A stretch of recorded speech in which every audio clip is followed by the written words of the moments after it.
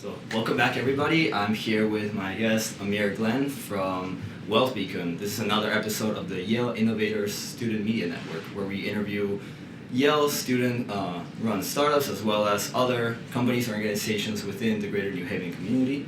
Right here, Glenn also works for the university as well. Yeah. He's our first non-faculty and non-student guest that we've had, which is a pleasure to meet you, Glenn. Nice to meet you as well. So Glenn, could you give us, I guess, a little rundown into who you are and what your company does? Sure. My name is Amir Glenn. WealthBeacon Group is a 501c3 nonprofit organization based here in New Haven. We house families experiencing homelessness, but we do it a little different. We make sure that not only do these tenants get housing, but they get all of the wraparound services from mental health access to financial literacy, along with other cool things like if they don't have their GED, we walk them through the process of getting their GED. If they need any type of help, this is what we're here for. We do landlording a whole lot different. We've basically been in New Haven. Me and my wife, both as co-founders, we've been here in New Haven all of our lives, and we're just trying to make an impact for New Haven. That's amazing, Amir. And could you tell us, I guess, how long have you been running WealthBeacon, and what was the kind of moment that really inspired you to go after this mission? Sure. So I've been a landlord for over a decade. So I've been, doing my landlord thing. My famous line was, "I want to be your last landlord" to all of my tenants. So I was able to go ahead and transition 3 of my previous tenants to owning their own home, and because of that, became a little popular around here, and I was approached by Christian Community Action about possibly housing a homeless family, which was like, sure, like that's, like they came with Section 8 vouchers, so that means they had the means to be able to pay for the unit, so I didn't mind at all, and so the first tenant worked out very well. They're actually still with us. They're doing very well. They just started their own LLC. They're going to be leaving us soon because they need a bigger apartment, but they're doing very well. She started her LLC. She's doing amazing work. I'm very proud of her. The second tenant didn't work out very well. Almost made me quit the whole entire thing. I was like, I was going to pack it up and call it a day. But the third one was the one that was the most impactful one. So this one came right before Christmas of 2023. Literally, Section 8 had approved the house, and we were walking the tenant through everything, and here's a smart thermostat, download the app. Garbage disposal, don't put eggshells in there. Here's the trash comes out on this day. All of the good stuff that landlords kind of go through on your first one. And like I said, it was right before Christmas. Literally, it was the Saturday after Thanksgiving.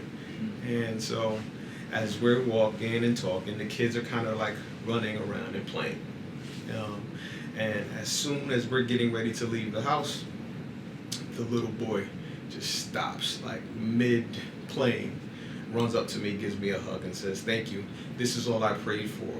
I prayed for my own bedroom for Christmas," and that changed our trajectory. From that moment on, we knew that we were going to change all of our units over. Wow.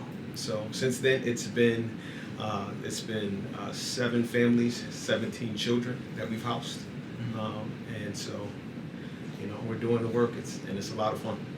That's amazing. And when was this story? When did this happen? So this was with that family. It was November, December of 2023.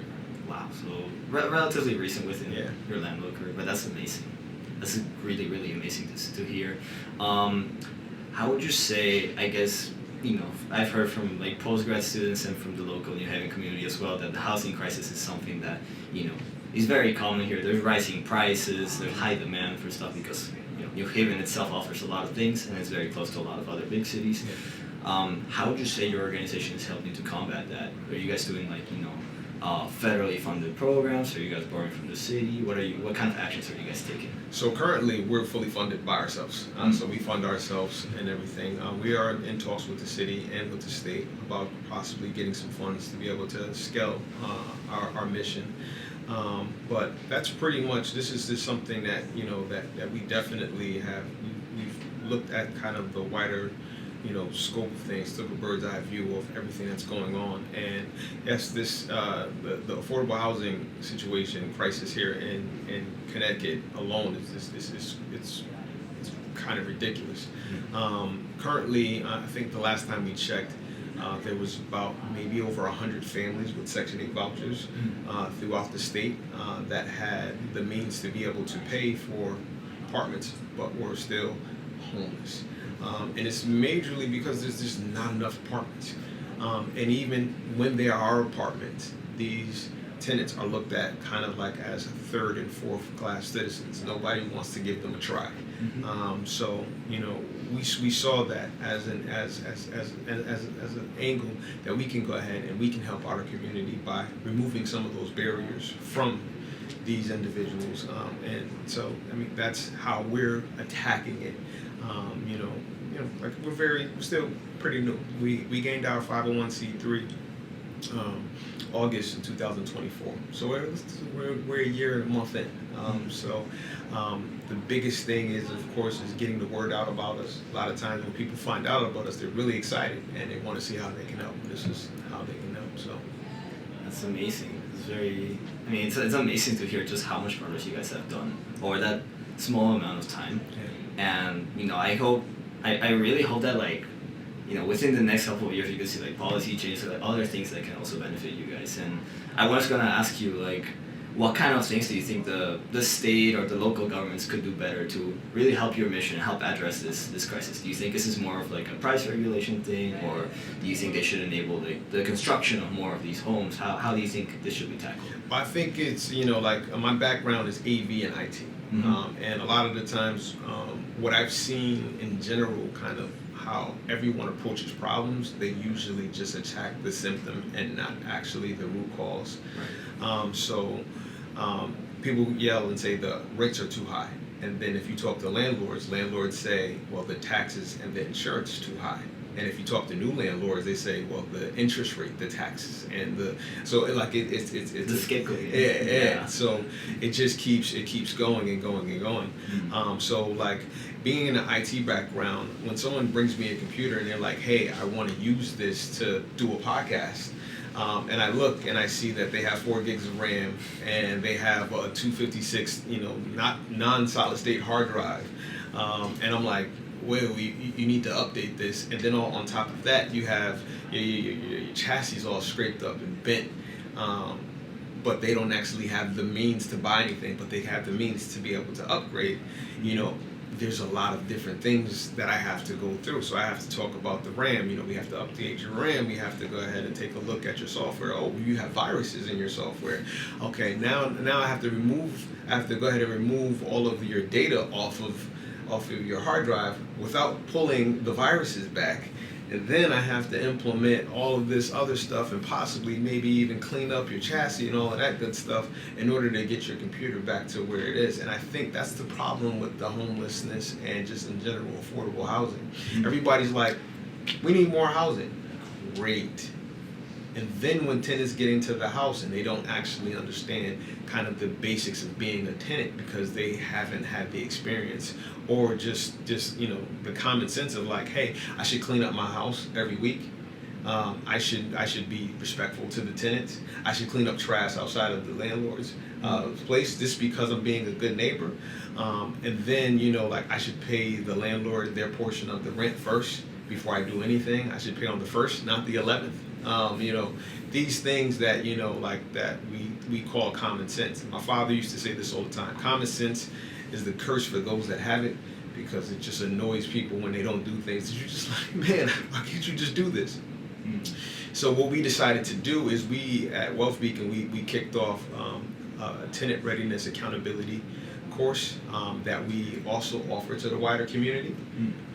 So this is something that we have implemented, and we're passing it along to other nonprofit organizations, along with other cities as well.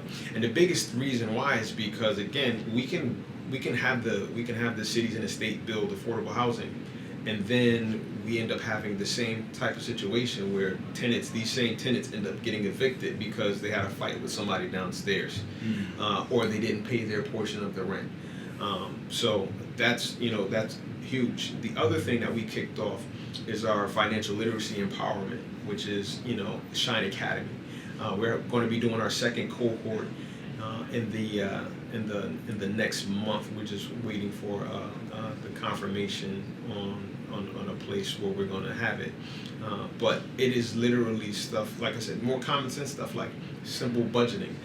When people ask me, Amir, how many bank accounts do you have? And I'm like, I have 12 bank accounts. And they're like, well, why? And I'm like, well, it's for budgeting purposes. Right. And so when we explain things like the first 3 bank accounts you should have is you should have your bill account. That's your number one account that takes all of your bills. That means that the money that you make, you put that there, and then you have another account, your savings account. That's your second most important account. And that right there makes sure that you have your rainy day fund, your vacation fund, all that good stuff. And then you have your pocket money fund. And that's for the eating out. That's for the having the funds. That's for, buying the sneakers, all of that wonderful stuff. That's, and once we explain that to people, it changes like an eye-opening experience. We're like, oh, well, actually, I do have enough money. But when people don't know that, they just go ahead and they have one bank account and then they overspend consistently, and then their bills are late, and then they don't have any money that's saved, and then they're overspending their pocket money. So just simple stuff like that we teach, along with credit building, a small portion about investments, and also home ownership, which is super duper important to me. As a homeowner, it changed my trajectory completely. I was just a regular Yale employee, but I bought a multifamily property, and since then I haven't paid an electric bill, a gas bill, internet bill. All of that stuff is taken care of from my rents. So it makes a lot more sense if you can explain to people about the importance of real estate and how it's a really solid foundation to start to become wealthy here in the United States. That's amazing. No, that's such a great approach that you guys are taking with, like teaching people to take some accountability and also learn about these kinds of fundamentals that really change your trajectory. I know, like, my brother and like I guess my family, when we moved here to the U.S. a few years ago from Peru, we also kind of looked into we didn't really understand the whole real estate game. We also rented out at first a little bit, but we kind of got into that business. We really saw the opportunity of it, and like you said, it changes your life really. Yeah, it does. That's amazing that you're showing a lot of people how to do that. Would you say that maybe more like public education requires like more personal finance courses or more stuff like that? Absolutely. Yeah. I mean, when I went to high school, I tell you this too. When I say I'm very normal, I'm not like I try to say people. I'm not super duper exceptional. I have a son who's legit a genius, and so having a conversation with him most of the time is like that's super like I can't even comprehend. But I was a solid C student. I graduated from Hill House, right here in New Haven, and some of the things that I've learned over time, like the basics of budgeting. If I would have had a class about that, it would have set me up so much better coming directly out of school. Same thing with like credit, understanding simple things with credit. My parents, they didn't necessarily explain a lot of that stuff to me, and I'm old enough to remember when the internet came out. So I'm also old enough to remember when things started popping up on YouTube and people started learning different things. The first piece of financial education I went to a financial literacy class about purchasing my first home, and they handed out the book Rich Dad Poor Dad, and that opened up my eyes like immensely, and it made me super duper hungry.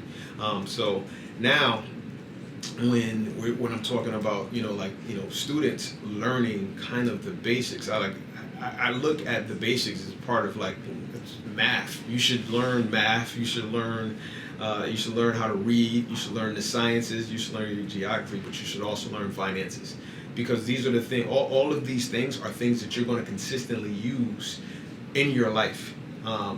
That is a super life skill that anyone can teach you. That doesn't have to come from your parents. That just comes from anyone. Anyone can teach you the basics of finances, and that needs to be like implemented from like grade school, so people could do better.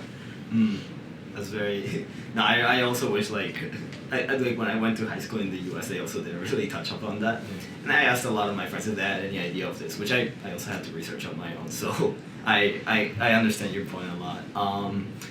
I guess another kind of question that I want to ask is, I saw on the website there's a mention of the ladder track program. Yeah.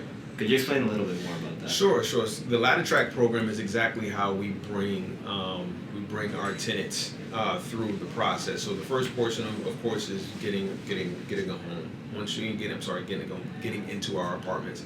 Once you get into our apartments, then we try to go ahead and assign you with some mental health access. A lot of the times these families come in and they have experienced a level of depression and PTSD from being in this situation. So we need to try to help and uplift them up, because a lot of times people don't realize they spend money terribly, not because they're just terrible at money, but because they're actually spending out of depression or PTSD, or low self-esteem. And so we try to make sure that they get that in second. And then the third, of course, is our financial literacy class, where we go ahead and we take them through, like I said, from budgeting to credit to savings to all of the wonderful things that make a person's financials just even out, so that you can kind of run stuff on autopilot. But the last step on the ladder track is truly home ownership. Again, if we can take anyone and make them a homeowner, their likelihood of passing down wealth and even wealth creation for their children is just like it triples. And so this is why it's super important for us, especially for those who have experienced homelessness, because if you have experienced homelessness, the more likelihood of you experiencing homelessness again, but your children experiencing homelessness again is like, I can't remember the percentages, but the percentages are off the chart, simply because of that. So we try to change that. That's amazing. Wow. Do you think you're gonna look to expand to other cities within the Connecticut area, or beyond that? I guess. Absolutely. So we've already started looking at places in Hartford. We started looking at places in Bridgeport. We've actually even looked at Baltimore. I have family members down in Virginia and the Baltimore area. So we're looking definitely to take our model and kind of like just filter it out throughout the country. I think the biggest thing that happens with our model is we have an accountability aspect. So we're not just into the business of like, here's everything and you can sit here and not do anything with it. And tenants actually know this, is that when you get housed with us, you're in a program, and you have to abide by the program rules. And so the program rules are, you got to go through Shine Academy, you got to get the mental health access, you got to go ahead and you have to work with your other tenants. All of the tenants are on a text message thread, so they interact with each other. Hey, I got your package, all of this good stuff. They sweep outside of their apartment. They go outside and they pick up the trash. All of this stuff is a part of our program, because again, what we're preparing people to do is to become homeowners themselves, and to take accountability for themselves. I can remove certain aspects from you. You don't have to worry about your housing. I got that now. Now you do the other stuff. Exactly. You do the other stuff, and here I have the other stuff here for you. Now you just have to go ahead and pick your poison and go in and do your thing. That's great. Wow, that's a cool aspect to a program. There's a certain level of community building within the people that are all, I guess, within one unit, and they're all going through it. Yeah, that's amazing. Wow. We're a little short on time, but I guess I wanted to ask you, are you guys looking for any help? There's usually some Yale students or some people out there who would be more than willing to help you guys. They're always looking for volunteer job or internships or stuff, especially related to the social sector. So. Yes. Absolutely. So currently we're actually getting ready to have a tenant move in, and so there's nothing that we can do right now in particular. But in the next coming months, in the springtime, we're going to be kicking off a walk. So we're definitely going to need some volunteers to help out with that.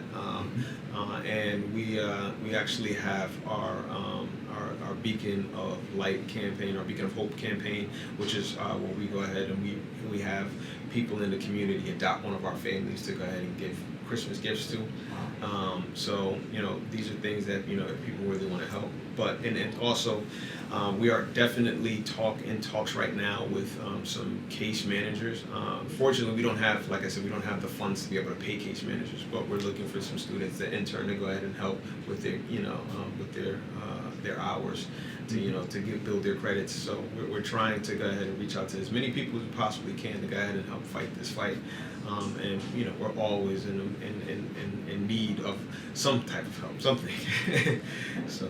Of course. Well, I really wish you the best on this venture. It seems like you're helping a lot of people, and that's amazing, Amir. Thank you. I know, like, it's especially like kind of like a hard thing for so many people, like, especially in like, it's something in the U.S. that, like, coming from outside, I didn't expect to see as much, but it's just so amazing to see that the community, yourself and your wife, are really doing a lot for this. That's amazing, Amir. Thank you. So I think that should be all for now, and thank you guys for watching. All right, appreciate it, man. Appreciate the opportunity to come and talk. Of course, we're like in the process of like doing the recordings now. We have like a few like raw footage episodes, and we'll be publishing them like in a few weeks. Cool. Yeah. Probably. Just let me know. And I'll go ahead and I'll promote. Of course. No, like if you have any links for like applying for like a newsletter or anything like that, you could give it to us. We'll also put it there. Sure. All right. Yeah. Absolutely. No, of course. Thank you. Of course, Amir. Thank you so much.